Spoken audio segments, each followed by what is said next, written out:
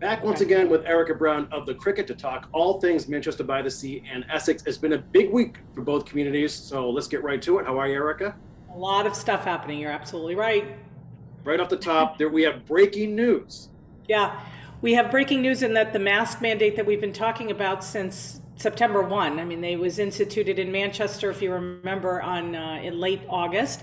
The only other community that did this was Salem, because Salem was anticipating Halloween and the big influx of people from across the country. But Manchester stood alone. One person in the meeting on Thursday morning of the BOH, the Board of Health and the Board of Selectmen, said Manchester was like an island in that it was the sole community that had a mask mandate in all public places. Other communities went with the state's guidelines to have it in municipal buildings like town halls and then government facilities as well, such as the post office. But anyway, on Thursday morning, it was a big meeting because the Greater Chamber of Commerce, the Greater Cape Ann Chamber of Commerce, 1,000 member businesses, right? A thousand. They came out with a letter formally asking the Board of Health to drop the mandate. They said it was going to really hurt businesses, particularly, during the 3 weeks during holiday shopping was going to be really the big push for them. It was going to make their year. They didn't deserve this, and that they were really hurting businesses. There were businesses that showed up. There were probably about 35 people that were on the call. The Manchester Athletic Club said, they've lost 1,000 members since 2019. They actually came out with a number. A statistic was really, really hard. We had people like Brian Solisey. He said that, he had a van full of 6 girls and they drove up to Dunkin' Donuts to go out, and they didn't even get out of the car because they realized, one of them forgot a mask. So they just drove on to Magnolia. When the options are so close to do something else, the businesses say it hurts them. So a lot of eyes on what the BOH would do this time, and they have, and here's the bottom line, they have said that they will allow the mask mandate to expire naturally on December the 2nd. So they're going to make it through Thanksgiving, where they said a lot of influx of people would be coming in with the Christmas, with the college students coming home, and that they wanted to stay safe through that. The only problem with that, as I was listening to it, was, it's going to expire on December the 2nd, and December 3rd starts the holiday stroll for the downtown businesses, which is another event in Manchester, a holiday thing where happily everybody comes into town for the whole weekend to shop and to, go to see Santa come in by boat and all these other facility things. So the logic, but really let's give them a pass, because here's what they're going to do. First of all, numbers are actually going up. So it's counterintuitive to say we're watching the numbers and now we're going to let it expire. Certainly the numbers are up over September and October, correct? Right? Yeah, pretty highly. Yeah. So what they're really looking at is the numbers of the vaccinated. So we're looking at boosters and we're looking at kids under the age of 12. Manchester now has, and get this, a 77% vaccination rate for kids 5 and above. Wow. It's pretty good. Impressive, yeah. So really that's what's driving it. Thank God. I think that this is going to make businesses very, very happy, bottom line. So I think there we go. That's where we are. Okay. And Erika, a lot to unpack from the 2 town meetings. Oh my gosh. We had 2 town meetings, back-to-back meetings, one on Saturday, a Saturday afternoon, special town meeting in Manchester. That was an 8 warrant article. And then in Essex on Monday night, there was a 24 article warrant in Essex. So both of them had totally different themes. So I guess maybe I'll address them both at once, right? Sure. Let's start with Manchester. Manchester, they went through such planning to make sure that they pared down the warrants so that, because of safety. And they also had a dual kind of, it reminded me of Dr. Phil, or actually not Dr. Phil, Phil Donahue, because they had 2 separate areas in the high school. They had the gymnasium and then they had the auditorium, and they had Alan Wilson being the moderator with the main lectern, and then ex-BOS, Board of Selectmen member Arthur Steiner was the assistant moderator in the auditorium. Kind of, I imagined him running around with a microphone, although he wasn't doing that, but kind of like Phil Donahue used to do back in the day. Yeah. But anyway, so about 200, a little over 200 people showed up there. And really, here's a surprise. Okay, everyone girded themselves for the kind of uh, the messiness, let's call it, the messiness of Articles 6, 7, and 8 all going together. And that was the Affordable Housing Trust. They were looking for this non-binding referendum to endorse their plan that they've been working on for nearly 3 years to address the 84 units of existing low-income housing that's really become dilapidated and aged, needs desperately to be updated. And it also needs to be financially viable, which it's not because the state doesn't give money anymore to the the housing authority, the Manchester Housing Authority. So they're going to build 90 new units. It's a whole scheme, so 84 rehabs, 90 new units on 4 different properties. It was a little, they thought it might be controversial, but it had a real strong buy-in from the town, right? Well, separately from that, the Citizens Initiative for Manchester Affordable Housing, I don't know why, but now I can say it easily. I used to not be able to say it. SEMA, they had 2 articles that actually were designed to stop residential development over 50 units. So you had this problem, you had this reconciliation problem where the Affordable Housing Trust is trying to build 90 new units, and they were all interconnected and interdependent. You have to do them at once because of the financing scheme. Mm-hmm. But then at the other hand, you have a Citizens Affordable Housing group that is putting forward 2 articles to stop anything over 50 units and then and make it hard. So we knew that was going to be a problem. Now, let's note, Affordable Housing Trust, the Planning Board, and the Board of Selectmen all did not support the SEMA articles. So we're going into that. Well, here's what happened. And then we had this other article number 1, which was moving Chibacco Road, which is the town of Hamilton has a land swap. Exactly. They wanted to do a land swap, and they have 2 rights of way for a small section of Chibacco Road, which is at the end of Pine Street. It's a dirt road right now. It's been dirt forever. Part of it's paved. They wanted to pave it, and they wanted to put it into this 3rd spot. And if they did it in the 3rd spot, they would, yes, it would be a land spot. They would give up their rights of way.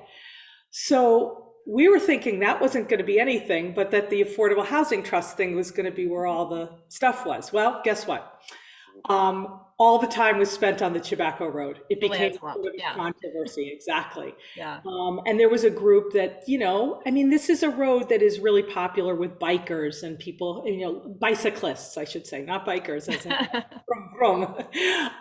and families and joggers and everything like that. And that's all lovely that it goes through the woods. It also happens to be right next to Gravelly Pond, which is our water supply. So you had the head of the Concom standing up and saying, listen, this isn't a perfect plan, but we support it because this is getting it away from the water resources. It's a really good thing.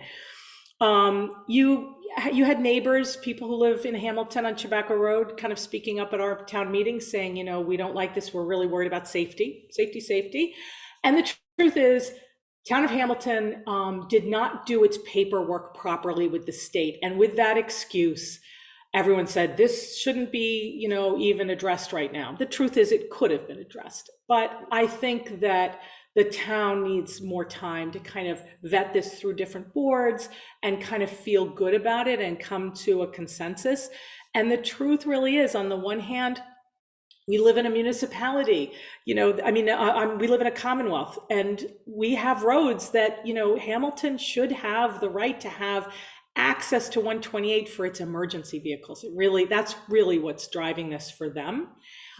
And then for Manchester, while it's lovely to have a road that goes through the woods that's very unfriendly to a vehicle because of its potholes and its dirt, the truth is we do live in a commonwealth, and if you have, so that'll make its way. But that ended up getting defeated.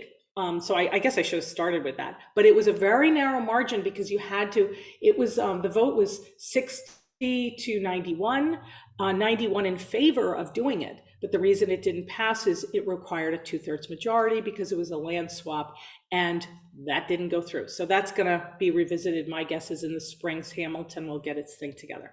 Now, that is close. That's 9 votes, basically. 9 votes, 11 votes. 11. It was 11 votes difference. So it wasn't a lot. It was kind of a slim margin. So you just said something that really made my ears perk up. So Hamilton does not have a road that connects to 128 that's paved? Is that the problem? Well, it's a very direct road, and I'm thinking through it now. I don't think they do, and if they do, I mean, this is a very direct access, Right. very quick and direct, and they want it. A lot of people were thinking it has to do with the development that's over on, I think it's Meadowbrook Farm, is Yeah. being redeveloped on Route 20, and people thought, oh, the town of Hamilton is trying to get behind that project, and the truth is it has nothing to do with one has nothing to do with the other. It's truly about them saying we want to be able to have emergency access for and they said, listen, we'll have a lot of mitigation for traffic calming, which is the new phrase now, and we'll keep the character as a country road. They've done everything that they should be saying to assure people about that we're not going to turn this into a freeway or a cut through. The truth is people still think it's going to be a freeway or a cut through. They want it the way it is.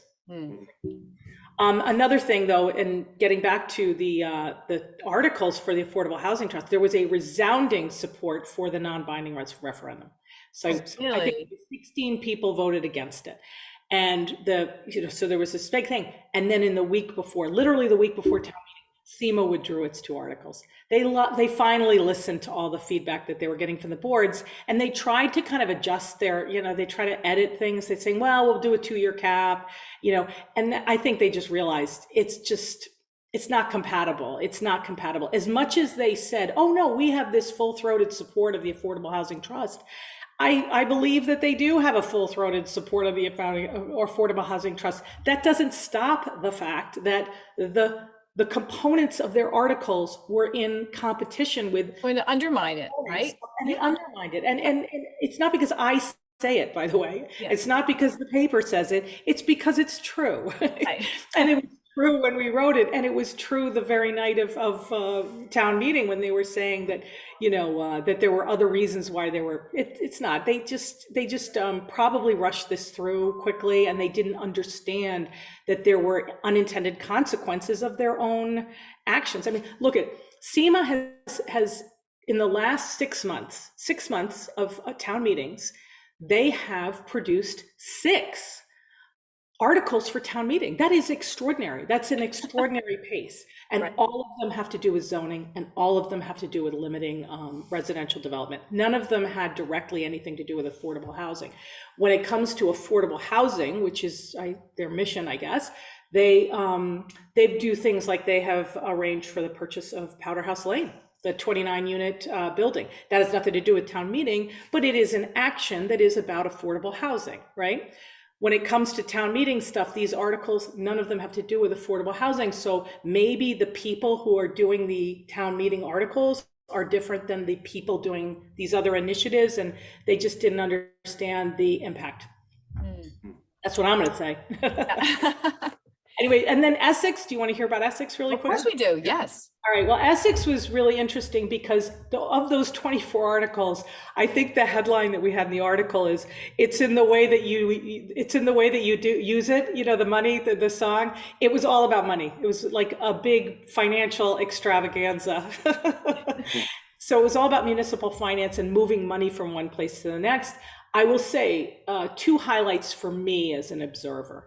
Number one, they really went into this kind of very interesting philosophical kind of debate about whether or not they should be funding things that may have a public good, but that aren't owned by the town. So I'll give you an example of this. They were deciding, the CPC funds, for instance. Okay, the first CPC fund thing was to give, I think it was $40,000 about that. I may be wrong. It might have been a little more, for the tennis courts, to rehab the tennis courts at Memorial Field.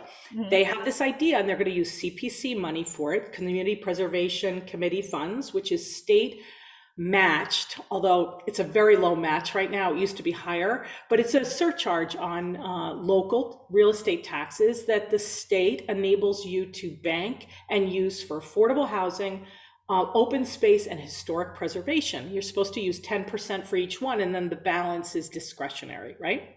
And the state, as sort of a goodie, gives you a little bit of a match. Right now, again, the match is kind of minimal, but during some years, it's quite significant. So they wanted to use this for the parks. Oh, it's both open space and recreation for the tennis courts. They're going to turn Memorial Park over time into a multi-sport free community place, park, which I love because Annie Gosby has just been done. It's going to be fantastic. Right, right. So that goes through, no problem. Jody Harris brings it up. She thinks it's great. Everyone agrees, it passes. Then comes Cogswell's grant. So you get Jim Witham, who is, you know, the executive director of the Essex Shipbuilding Museum, very popular, lovely guy. Everyone likes him. He's a true local. He gets up and he says, we want to renovate the barn at Cogswell's Grant. It's going to cost $39,000 and blah, blah, blah, blah. So guess what? Jody Harris gets up again and she says, and she lives on Spring Street. She's on the Economic Development Committee. She's true local. And she says, listen, not for nothing, but Cogswell's Grant is owned by Historic New England. They have a $102 million endowment. Why are they coming to the town of Essex to fix their barn? Like, I love Cogswell's Grant, just like the rest of the guy, but why are we local tax coffers to pay for something that doesn't belong to us? Nonprofit, yeah. So that's very interesting because I would have said, well, it fell under the historic renovation category, but that is super interesting. Okay. So what was decided? Okay, they turned it down, but they turned it down in a way that I've never seen done. It was a mechanism in town meeting that I've never seen, and I've been to a lot of town meetings. They voted to postpone it indefinitely. I like that. Isn't that great? And say what you want about cancel culture, but postpone it indefinitely. The way to go. I mean, to me, you just move the question and then vote it down. And instead, what happened was Rob Fitzgibbon, who's on the finance committee, actually put in a motion to change the article, to postpone it indefinitely and then vote on that. And apparently you have to do that in writing. You have to actually write it down, run it up to the front, which he did, and then everyone votes on it. Apparently the benefit is there's a mechanism by which if it is postponed indefinitely, you can bring it up later. If you vote it down, you have a 2-year clock in which you cannot bring it back to town meeting. So there you go. I just learned something. Anyway, so then here, and it goes on. Then one of the later articles was about Tobacco Terrace. Now, do you know what Tobacco Terrace is in Essex? No. Do not. Tobacco Terrace is like our Newport Park. It is a subsidized low-income housing that is run by the Essex Housing Authority. Okay, and it is just like our things over here in Manchester. It's dilapidated, it's becoming tired, it's got a lot of stuff, and the state is not supporting it with money. Does this sound familiar? So they want to replace their roof to the tune of $100 and something thousand, right? So sure enough, again, not Jody Harris this time, different people stood up and said, technically doesn't belong to us. And by the way, they're not mandated to only accept Essex residents. So why should we be paying for that roof? Mike Dyer got up. Mike Dyer's a guy who used to, he grew up in Manchester, but he lives in Essex. He's the president of the Manchester Essex Conservation Trust. He gets up and he says, I want CPC funds to be used for quality of life issues, not routine maintenance. So suddenly you get the same thing. Okay, Irene Frontero, who is the executive director of the Essex Housing Authority, she gets up and she says, listen, it's not owned by the state. You think it's owned by the state, but it's not. But we do get state funding. And guess what? That state funding is anemic right now. And we have a lot of things. This is very important. It's affordable housing. And many of our residents live here. Please, please don't take this away from us. And this is what the CPC is for. Guess what? That passed. Yay. That makes me happy because that was my thought too, is the state doesn't own that. It's the town's affordable housing, right? Yeah. And Essex is getting ahead of affordable housing. We'll talk about this in the next couple of weeks, but early in December, they're convening a public hearing to create an affordable housing trust in Essex. Excellent. That's great. So they're going to get their arms really around. Necessary. So that was that. I mean, and then the other thing that happened in Essex, and I'll just quickly mention it because I've been watching this for a very long time and we've talked about it from time to time. There's been this bubbling thing in Essex about the FinCom not wanting to support the school district, right? Because Essex has been very caught on its heels because the assessment changes and has really not gone in their favor in the last couple of years. And they've been surprised by money that says, oh, your assessment is up here this year, whereas it was down here before, because it's all a function of enrollment, population, and real estate taxes, prices. And that changes and they don't find out about it until the spring.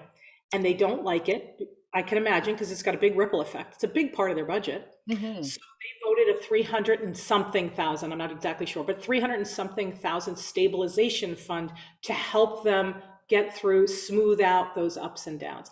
I think that's the beginning of them kind of coming to a more productive posture with the school district, but we'll see. I saw that and I thought that was a very interesting, I thought there's a lot of story behind that. It is. I mean, I am personally fascinated by it. I don't know enough about municipal finance, but here's the thing. The school district aims every year when they start, they aim, and they do a good job with it. They aim at not going more than 3.5% up, right? That's what they do. And they do a really good job of it. They've got a lot of challenges with entitlements and all sorts of things that they have to do with. It's a very complicated thing. And then also state money. We don't get state money the way, you know, other communities do. Hello, Proposition 2.5. So we vote as a community to not go over to Proposition 2.5. That's our guideline. But we have a school district that starts with 3.5%. That math does not work. Right. Interesting. Who suffers for that? And that's kind of what Essex says. Essex said that back in June at their town meeting. They said, listen, the police department suffers for that. We have to take a haircut in the police department when the school budget goes up to 3.9%, which it actually did one year. So this is a longer discussion. They know it's a big issue, but I'll tell you this, I went to a forum with the representatives from the school board with the BOS in Essex and the FinCom in Essex. That happened 2 weeks ago. And the FinCom, which is usually like the furrowed brow, they're like, you know, look at the school district. By the end of that meeting with Avi and with Pam Bodwin, there were a lot of nodding heads. They were going like this. And I remember going, I don't think I need to listen. I could just look at the body language, and that tells me things might be encouraging in that direction. So yeah, hopefully. Yeah. Well, that's a good story. story. A big long update on everything. I hope that wasn't too long. No, I mean, the town meeting news is always fascinating. You know, the way the machinations of each community, it's pretty crazy stuff. So, all right, interesting stories there. Get the cricket, folks. Erika, thanks again for your time, and we'll see you this time next week. Bye, guys. Thank you. Bye.